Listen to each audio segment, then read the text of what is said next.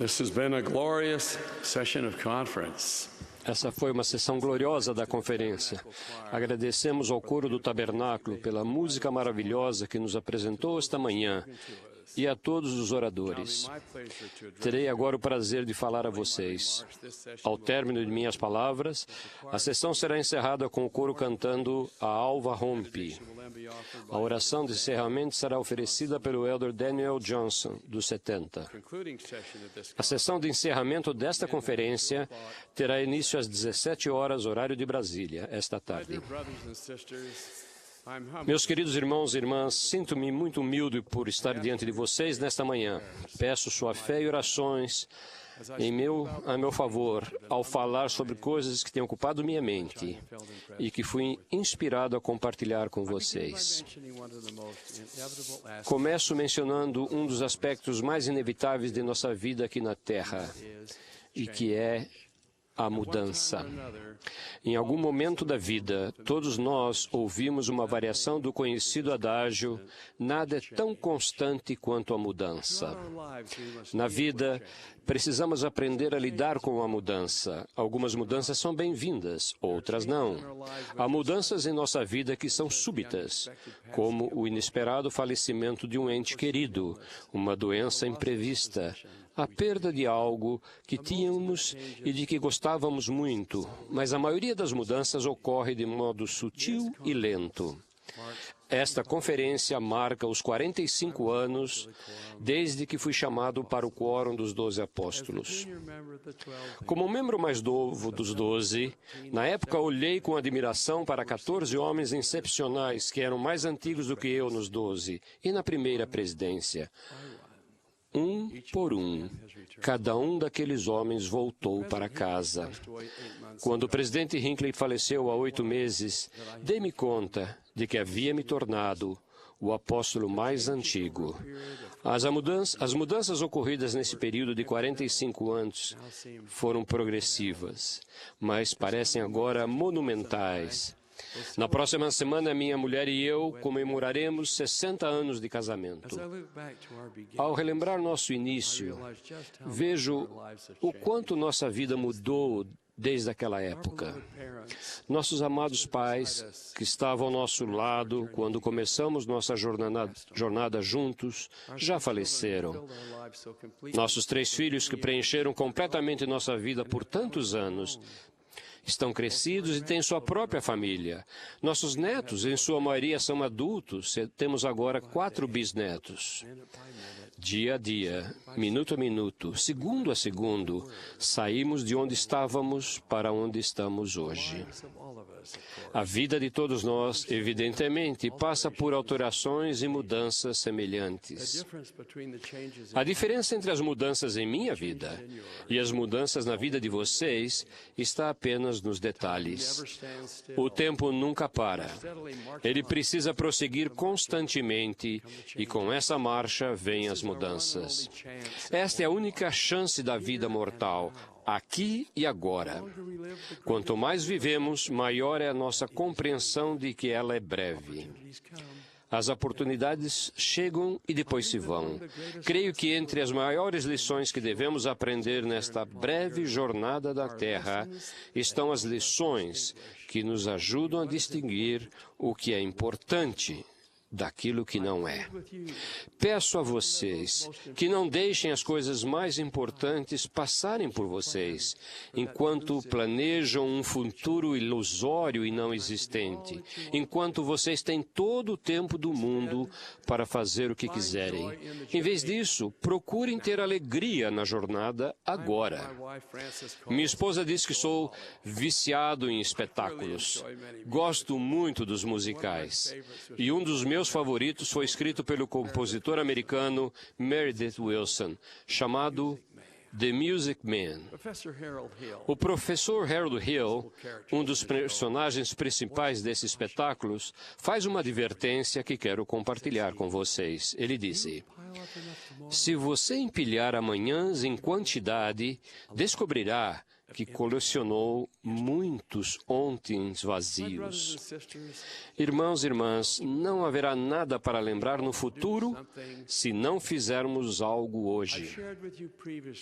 Compartilhei anteriormente com vocês um exemplo desta filosofia. Creio que vale a pena repetir. Há muitos anos, Arthur Gordon escreveu numa revista de âmbito nacional o seguinte: quando eu tinha uns 13 anos e meu irmão 10, meu pai prometeu levar-nos ao circo. Mas na hora do almoço, ele recebeu um telefonema. Um negócio urgente exigia que ele fosse para o centro da cidade. Preparamos-nos para ficar desapontados. Então, nós o ouvimos dizer: não, eu não vou. Isso terá que esperar. Quando ele voltou para a mesa, minha mãe sorriu e disse: o circo vai estar sempre voltando na cidade, você sabe. Eu sei, disse meu pai, mas a infância não volta. Se vocês têm filhos que já cresceram e se mudaram, provavelmente já sentiram ocasionalmente a dor da perda e o reconhecimento de que não deram o devido valor à época em que viveram. Evidentemente, não há como voltar. Apenas seguir em frente. Em vez de reviver o passado, devemos aproveitar ao máximo o presente, aqui e agora, fazendo tudo o que pudermos para garantir lembranças agradáveis no futuro. Se ainda estão criando seus filhos, estejam cientes de que as marcas de dedinhos que quase sempre aparecem nas superfícies que acabaram de ser limpas, os brinquedos espalhados pela casa, as pilhas e pilhas de roupa suja para ser lavada, desaparecerão muito em breve. E, para sua surpresa, vocês sentirão falta disso tudo profundamente. Há momentos estressantes na vida, seja qual for nossa situação. Precisamos lidar com eles da melhor forma possível, mas não devemos permitir que atrapalhem o que é mais importante. E o que é mais importante quase sempre envolve as pessoas a nosso redor. Frequentemente presumimos que elas devem saber o quanto as amamos, mas não devemos presumir. Precisamos fazer com que saibam. William Shakespeare escreveu: quem não demonstra seu amor, não ama. Jamais nos arrependeremos das palavras bondosas proferidas ou do afeto demonstrado. Em vez disso, vamos nos arrepender se omitirmos tais coisas em nosso relacionamento com aqueles que mais significam para nós. Envie um bilhete para aquele amigo que vocês têm negligenciado. Deem um abraço em seu filho, a seus pais. Digam mais: amo você. Expressem sempre sua gratidão. Nunca permitam que um problema a ser resolvido se torne mais importante do que uma pessoa a ser amada. Os amigos se mudam, os filhos crescem e os entes queridos morrem. É muito fácil negligenciarmos as pessoas até o momento em que elas saem da nossa vida e ficamos com o sentimento de que as coisas poderiam ser diferentes. A escritora Harriet Beecher Stowe disse: as lágrimas mais amargas derramadas junto aos túmulos decorrem das palavras que não proferimos e das coisas que deixamos de fazer. Na década de 60, durante a Guerra do Vietnã, um membro da igreja, J. Hess, que servia nas forças aéreas, foi derrubado quando sobrevoava o Vietnã do Norte. Durante 2 anos, sua família ficou sem saber se ele estava vivo ou morto. Seus captores, em Hanoi, acabaram permitindo que ele escrevesse para casa, mas limitaram sua mensagem a menos de 25 palavras. O que diríamos para nossa família se estivéssemos nessa situação, sem poder vê-los já há 2 anos e sem saber se o veríamos novamente, querendo oferecer algo que sua família reconhecesse como sendo dele, e também querendo dar-lhes um valioso conselho? O irmão Hess escreveu: estas coisas são importantes: casamento no templo, missão, faculdade. Sigam em frente, estabeleçam metas, Escrevam sua história. Tirem fotos 2 vezes por ano. Vamos desfrutar a vida, ter alegria na jornada e compartilhar nosso amor com amigos e familiares. Um dia, para todos nós, não haverá mais amanhãs. No livro de João, no Novo Testamento, capítulo 13, versículo 34, o Salvador nos admoesta: como eu vos amei a vós, que também vós, uns aos outros, vos ameis. Alguns de vocês devem conhecer a clássica obra de Thornton Wilder, Nossa Cidade. As irmãs realmente talvez conheçam isso. Se conhecem, devem lembrar a cidade de Grover Corners, onde acontece a história. Na peça, Emily Webb morre ao dar à luz. E lemos a respeito da solitária tristeza de seu jovem marido, George, que fica com o filho de 4 anos. Emily não quer repousar em paz. Quer sentir novamente as alegrias de sua vida.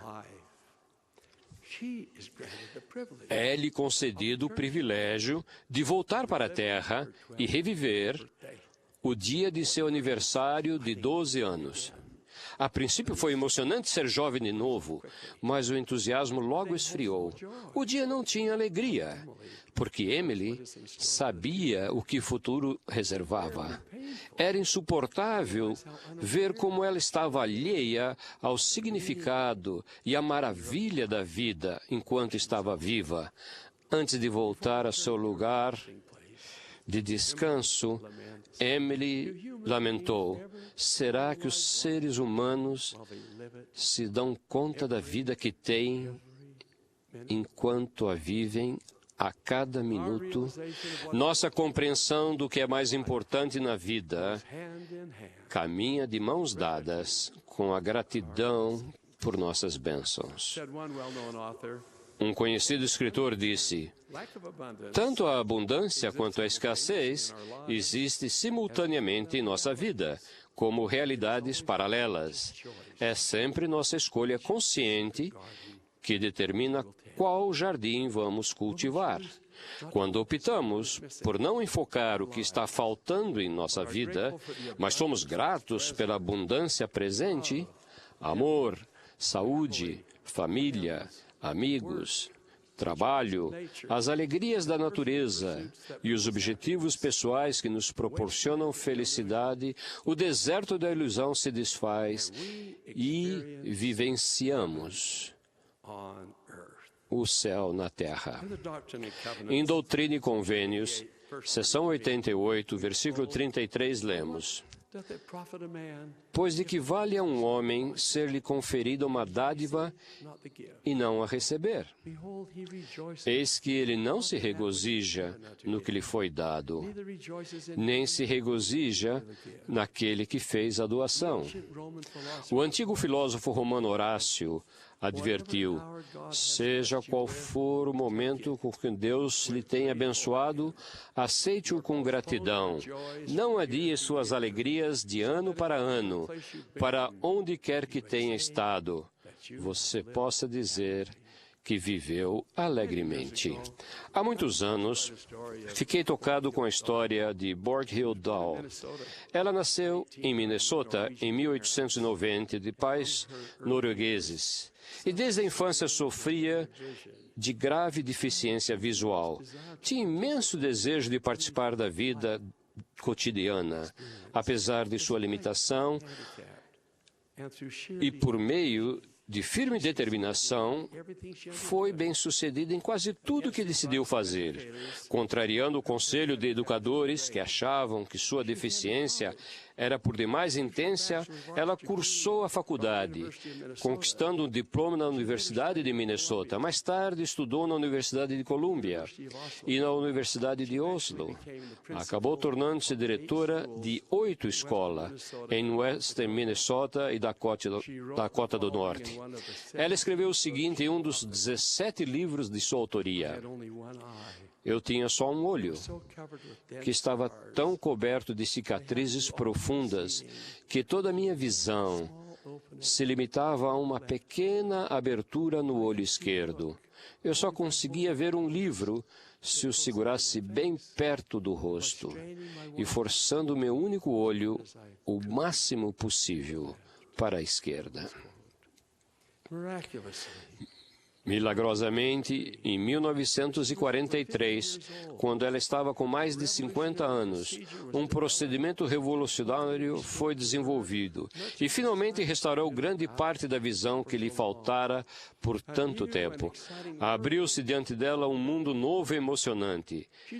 Ela sentia grande prazeres nas pequenas coisas que passam despercebidas para a maioria de nós, como ver um pássaro voando, perceber a luz refletida nas bolhas de sua lavadora de louça, ou observar as fases da lua cada noite. Ela encerrou um de seus livros com estas palavras: Querido Pai Celestial, eu te agradeço. Eu te agradeço. Borghild Dahl, tanto antes quanto depois de sua visão restaurada, tinha imensa gratidão por suas bênçãos.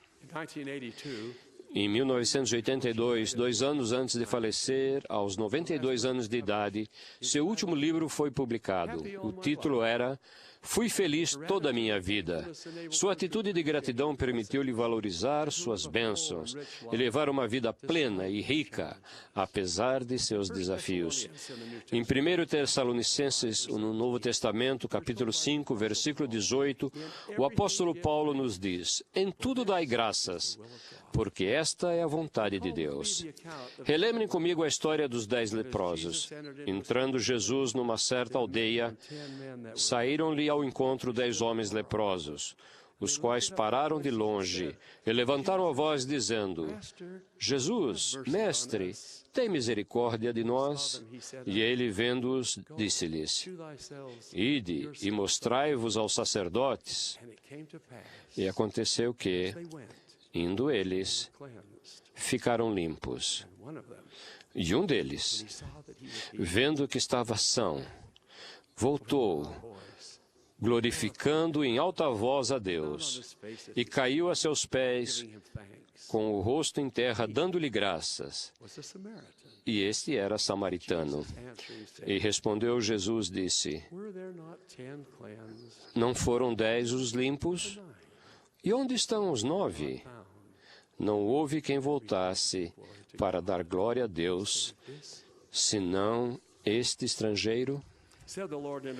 O Senhor disse o seguinte em uma revelação dada por intermédio do profeta Joseph Smith: E em nada ofende o homem a Deus, ou contra ninguém está acesa sua ira, a não ser contra os que não confessam sua mão em todas as coisas.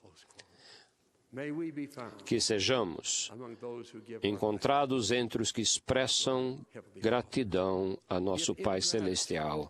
Se a ingratidão é um dos pecados graves, então a gratidão é uma das virtudes mais nobres. Apesar das mudanças que ocorrem em nossa vida, e com gratidão no coração, que enchamos nossos dias, o máximo que pudermos, com as coisas que mais importam, que tratemos com carinho aqueles a quem amamos e que lhes expressemos nosso afeto e que façamos isso por meio de palavras e ações. Para encerrar, oro para que todos nós expressemos gratidão a nosso Senhor e Salvador Jesus Cristo. Seu glorioso Evangelho tem a resposta para as maiores questões da vida. De onde viemos? Por que estamos aqui? Para onde irá meu espírito quando eu morrer? Ele nos ensinou a orar. Ele nos ensinou a servir. Ele nos ensinou a viver. Sua vida é um legado de amor. Os enfermos ele curou. Os desprezados ele ergueu. O pecador ele salvou. Chegou o momento em que ele ficou sozinho. Alguns apóstolos duvidaram. Um deles o traiu. Os soldados romanos transpassaram-lhe o lado. Uma multidão enraivecida exigiu sua vida.